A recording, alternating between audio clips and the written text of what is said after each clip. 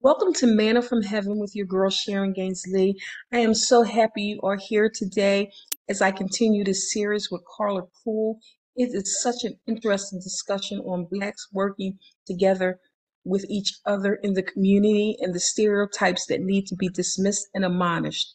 I said in my opening broadcast that this interview is geared towards Black people, but honestly, it's meant for all people. So join in with me today and eat the manna. Chew on the manna, chew on the word, glean from it. Learn how we can all work together, grow together, and make our relationships with our community and our world a better place. So come on and eat. Come on and eat and join in with me. Come on, you can glean. There's a lot to glean here. Come on. Come on. Hello, Karla Cruel. Welcome. Thank you. Thank you for coming back to answer some questions that people have sent in. And I thought you were the perfect person since it since I pulled from what you wrote on social media.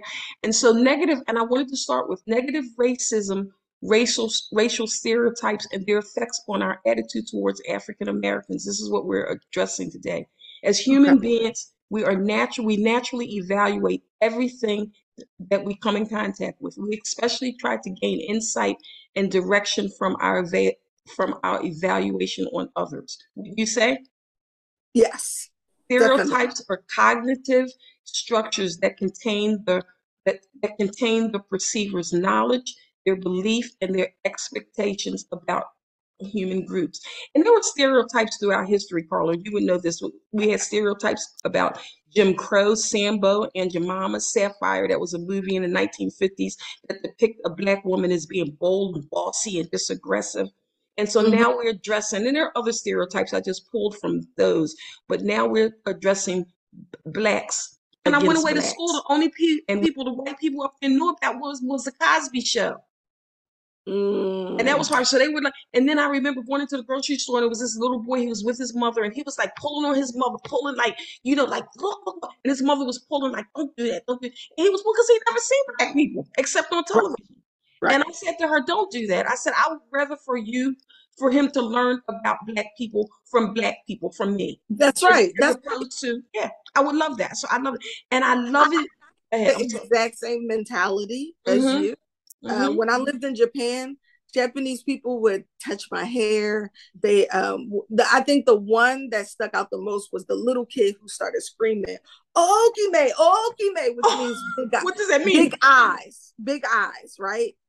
And I was like, it is true. If the first I don't have really wide eyes, right? But Mm-hmm. I have a fold in my eye. Mm-hmm. So if Yeah. I'm the first non-Asian person that this little baby has seen, he's going to be like, this is so strange to me. Yeah. Yeah. Yeah. Let's learn from the children. The children can teach. We spend so much time indoctrinating our children Mm-hmm. with our junk, right? Mm-hmm. Instead of saying, in my head, I think that, and I'm not a parent, Mm-hmm. I'm just a teacher. So But you raised enough, you were around enough kids. yeah, all I've always said, people have to realize if you are a person saying you are under God's authority. So I think that parents should remember that the child is God is gifting you with this child, Mm-hmm. and the child is coming through you, right? Right. Um, and God is saying, hey, I would like for you to imprint on them these particular principles, et cetera, et cetera. But this child is mine, Yeah. not yours, mine, right? And so I need you to be careful with this thing that belongs to me and how you raise it, right? Mm-hmm. Um, that, I want you to write my rules on the tablet of their heart, not the rules of this world, right? Not Mm-hmm. the rules that the world had. Be like Jesus, be countercultural, right? And imprint on your children, not necessarily what was imprinted on you from this world, right? Yes. And I mean Come on, Carla. religion, Come on. Come on. but I mean like imprint on them the heart of God, the Mm-hmm. mindset of God, the ways of Jesus, right? Mm-hmm. You know, love the Lord your God with all your heart, mind, soul, and strength. Love your neighbor as yourself, right? Mm-hmm. So, and then, because he came, he died, he rose. We have now had the opportunity to become one with him, right? So if I'm one with him, why am I teaching my child the rules of this kingdom, this earthly kingdom, and not the God, right? Yeah. And in the kingdom of God, there's clearly no race, because why? You read the book of Acts, and what is God? Come on, Karla, God come on. did it on Peter for. Listen, you can eat with them, right? Yeah. You send Paul. Most of the books are written by Paul. Who was Paul talking to? The others, right? That's who he's preaching to, the other. The Jews is like, no, this is just for us. And then God says to Peter, no, it wasn't just for y'all, right? Through Paul, hey, we were just the branch, right? We were, he's the tree, we were the branches. We get cut off, we get grafted back in. Yes. But God is the one who's bringing this in. So I feel like we need to do the same thing with children, that our job is just to imprint the kingdom of heaven principles. Yes, yes. Those things, not indoctrinate who we want them to be. Correct. Exactly. His principles, right? And I love that, because you know what? There's a scripture in the Bible, and it's different. I read a few translations with it, but you'll be familiar with this, where it says, "Raise up a child in the way it will go; it will not depart from it." Well, we have taken it in the church to just be something else. And another translation, it says, "Raise up a child in the way it should go," and it talks about the bent of a child, BENT, meaning the way that child, the way that we're supposed to bend that child according to God's ways. According to what God sent them from heaven to earth for. And sometimes we make what God has sent them to heaven to earth for was to just be about their parents' business. That's right. And it's not. It's God's business. God chose them, hand chose them, and brought them here for a reason. That's a whole nother topic, girl. You're giving me a lot of topics to talk about. But I love these questions about children, because I think that's important that people ask those questions. I was impressed with that. But I have one more question I want you to answer. Are you ready? You got time? Yeah. Okay. I do. Okay. The one question, it says somebody wrote, it says, I felt that people of other colors, wait a minute. I felt like people of other colors haven't been positive towards me in various situations and that I've dealt with. Okay. I'm trying to understand his handwriting. It's almost like reverse racism, but many people tell me that's not a thing. Can you explain this? That's a good question, isn't it? It is. And so I feel like I have to take it in parts. So I'm going to start with the reverse racism statement, right? Reverse racism is not a thing, right? You're saying it's not a thing? No. The statement that it's not a thing is what I'm going to do. So first, the reason that people are saying that reverse racism is not a thing is because of this idea that people who are not of political power cannot be racist, and that power, you have to have a position of power in order to be racist. Some psychiatrists or psychologists, I don't know who came up with the concept, but it was studied, it was written, and then it was a narrative that got passed, sort of like how we used to be referred to as colored, now we're referred to as Black, you know what I mean? And then we evolved to African American. It's been passed through this statement, right? I'm gonna say that I actually disagree with the statement that people of color cannot be racist, and the people of color cannot be systemically racist. Yes, okay. Right? Because when people are talking about the position of power, they're talking about systemic racism. And that is true, right? If you're not in the position of power, the position to control the narrative and to develop the narrative, you can't be guilty of systemic racism. However, for the purity of the definition, if you objectively dislike, hate, and have ill will or animus against a group of people purely for the color of their skin, that is racism, right? Like, but I understand pathetic ism, right? Exactly. You got to look at what it is. Right. So, and the problem is that we use a lot of terms interchangeably, like racism, prejudice. Well, you can be prejudiced in many different areas and may not be racist, right? You may be cool with all of the races, but you don't like the women of all races, right? So you're prejudiced against those women. Now, and then someone said, well, that's sexist. Yes, but the point is prejudice is this overarching idea of prejudging someone based off of things that is not fact, right? But assumption and speculation. It is not truth. That is prejudice, right? Right. So we have to distinguish those. Okay, so let's go back to her reverse racism. Do I think that there are Black people or any people of color who will mistreat a white person purely because they're white? Yes, I've seen it done, right? Matter of fact, I did it. I was going to say, hello. Exactly. I've done it. Like, like when she became my friend later, but in ninth grade, I said to the girl next to me, so they put us in groups. I went to a desegregation high school in Philadelphia, girls' high, right? So the girl's sitting next to me, and she says, whoever you're sitting next to is going to be your lab partner. Her name is Judy. And Judy's white, I'm Black. So I turn over to her and I said, listen, I know how you people are. Y'all befriend.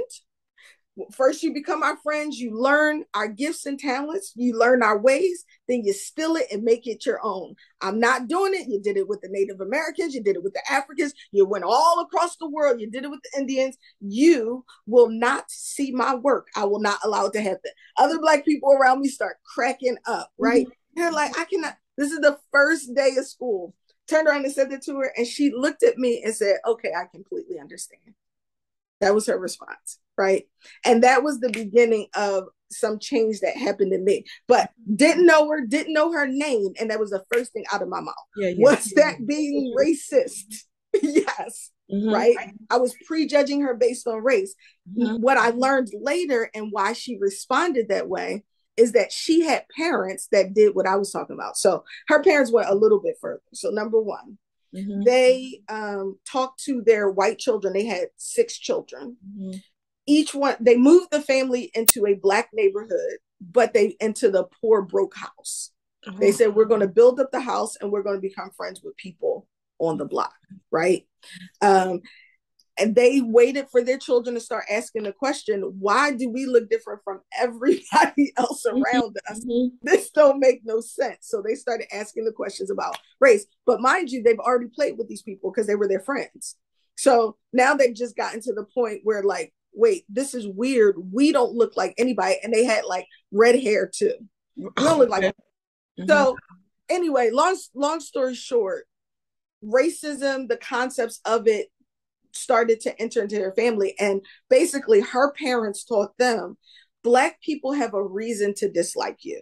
They even have a reason to dislike us for moving into this neighborhood. But we thought that the only way that we could make a difference and make a change is to teach our children differently and to do the best that we can for our community. So you got these 6 kids growing up in this family. So when I said that to her, when she said, I completely understand, she had, because her parents had already taken her through that journey before 9th grade.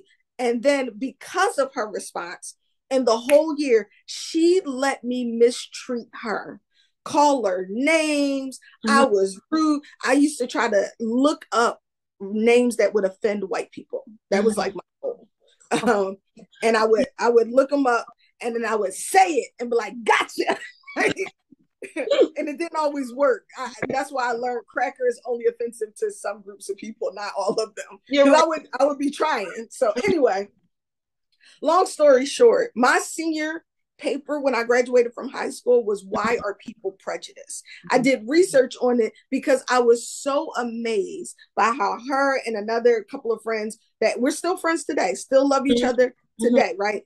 And I said to her, I apologized to her for my mistreatment of her. And she said, I understood where it came from. So if I could do my part, I'm good.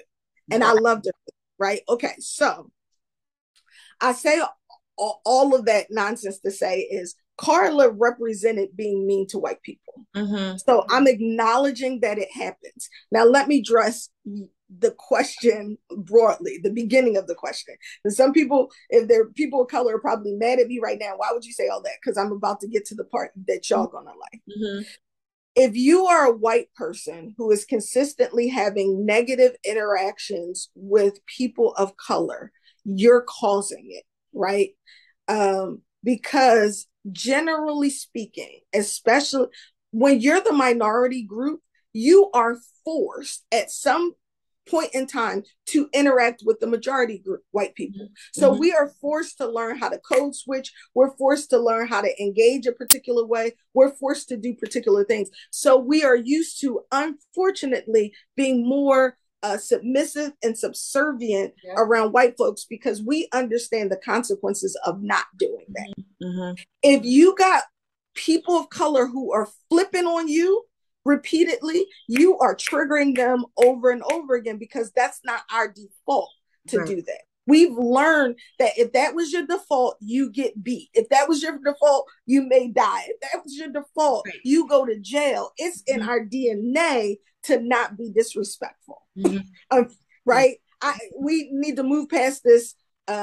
Like we talk about white supremacy and white nationalism or whatever, but we also need to, as people of color, get past that white people aren't superior to us as well. But we still engage in sort of this relationship with white people. So you may be doing some Karen-ish things to people. You may walk into a room and you're making assumptions that you shouldn't be making, right? You are not open and asking the questions. You're not vulnerable. You're not recognizing that at some point in time, you existing, especially, well, you have gotten you get the benefit of the doubt when something goes wrong. We don't, right? There's so many privileges that you have that you feel entitled. That's why people often talk about entitlement and privilege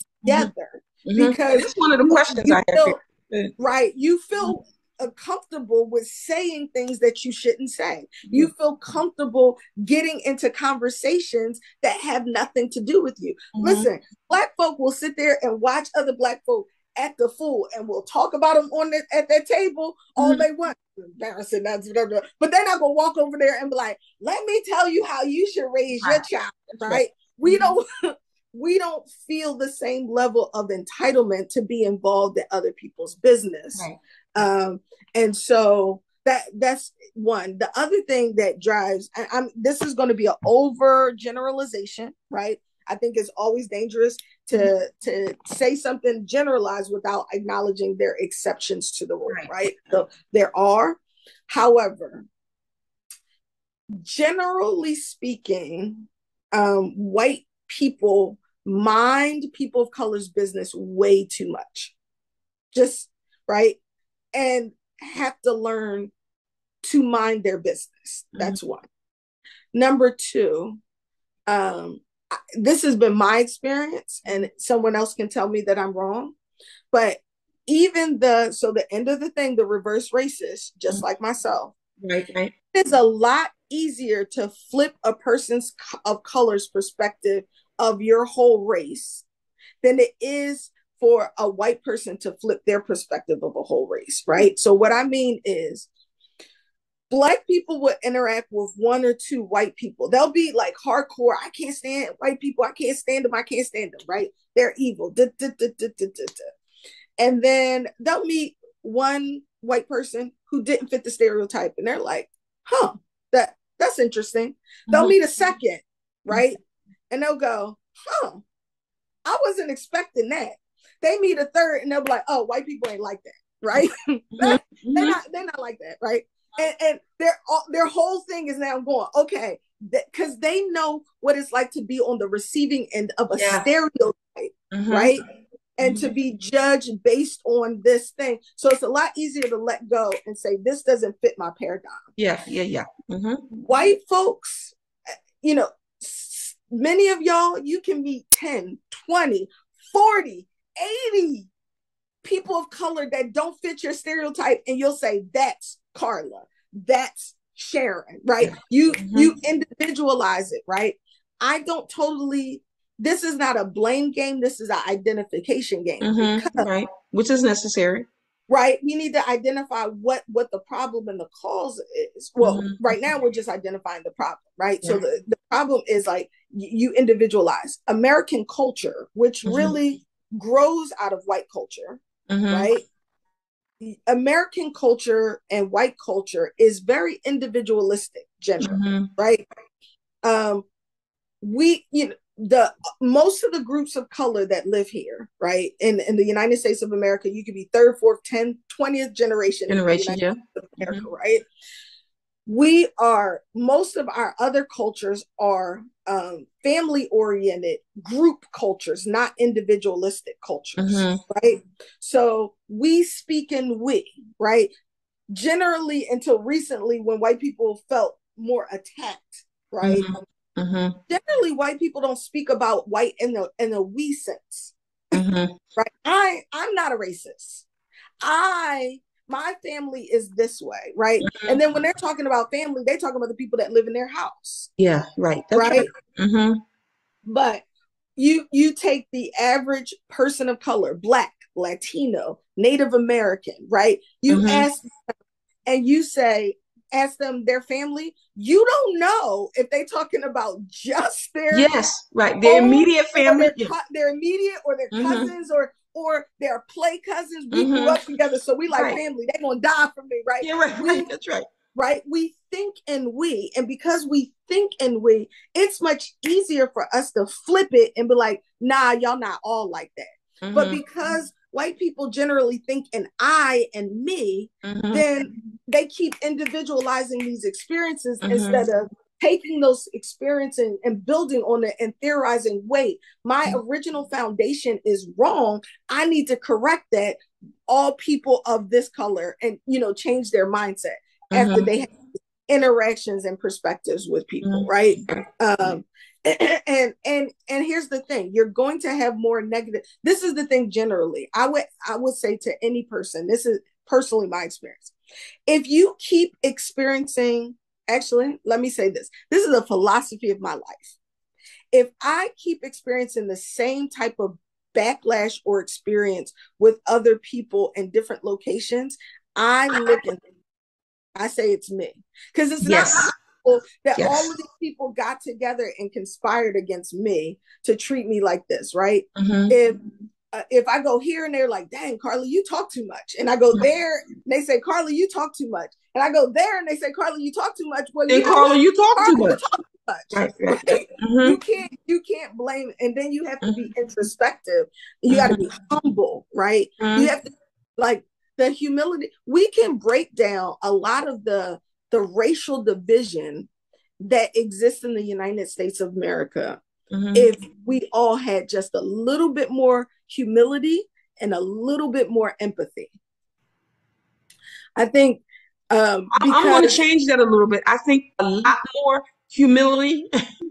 Yeah. I mean, honestly, since God is opposed to the proud and he gives grace to the humble, it would befit us to be humble. Yes. And that way we have the opportunity to learn. We will also, you will stop trying to perpetuate ideas with your children when your children are pushing back. You can say, wait a minute, let me think about what you're saying. That's right. Right. There was a movement on TikTok in 2020 that I thought, I actually teared up when I saw this because I thought it was really beautiful. So these were teenagers on TikTok. And if they noticed, they knew that their parents held racist perspectives of any kind, right? So, you know, you're Mexican and you don't like blacks. You're black and you don't like whites. You're Asian American and you don't like something else, whatever. What they would do is they would hold up their camera and they would start asking them questions about things that go along with being racist and being prejudiced, right? It initially just started with them talking about Black people. all different groups. And they like, people were like, oh, Black people are lazy, they're bums. Their kids would hold up the phone and counter the parents' narrative with whatever they're saying, right? All Black people are lazy. They're not lazy, but there has been a historical situations in which, one, they're often not as educated, and then you use education as a guide to let people in, right? That would be an example. Or, you know, it's not that they're less educated, you're not even giving them the opportunity. So the kids are like responding to the parent. So the parent would keep going back and forth, and you could hear the parents' elevation, like they're getting angrier and angrier, right?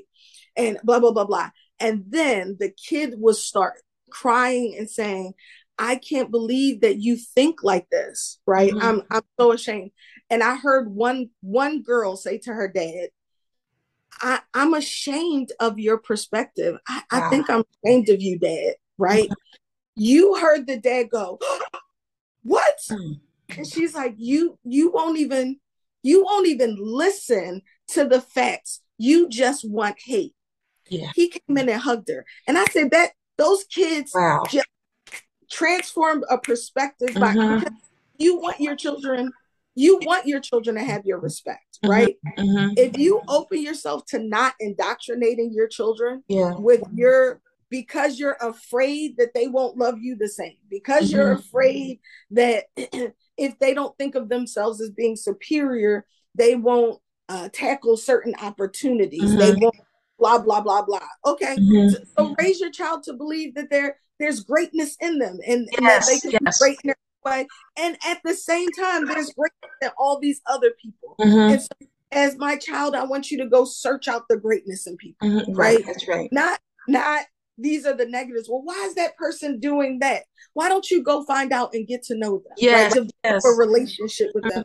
So instead of looking on the outside and judging, you get the opportunity to empathize, love, and grow together. That's how humility, some empathy, right? I think that, to be honest, I've become much more empathetic, and you can't convince me that it's not God that made me empathetic. That's right. That's right. On paper, that's not my norm. Hey everybody, thanks for joining me today on Manna from Heaven. I hope you are enjoying this series discussions on Black people working together with each other in community, and the stereotypes that need to be dismissed and admonished. I hope the food feeds your soul. If you love this series, you can watch it again and again on YouTube, on my YouTube channel, Divinely Designed Women of Wisdom, DDWW, Divinely Designed Women of Wisdom. Here you will find and enjoy all of my broadcasts and podcasts. While checking out my channel, don't forget to subscribe, like, and share. See you next week. Don't forget, subscribe, like, and share. Thank you for joining me. See you again next week. Bye.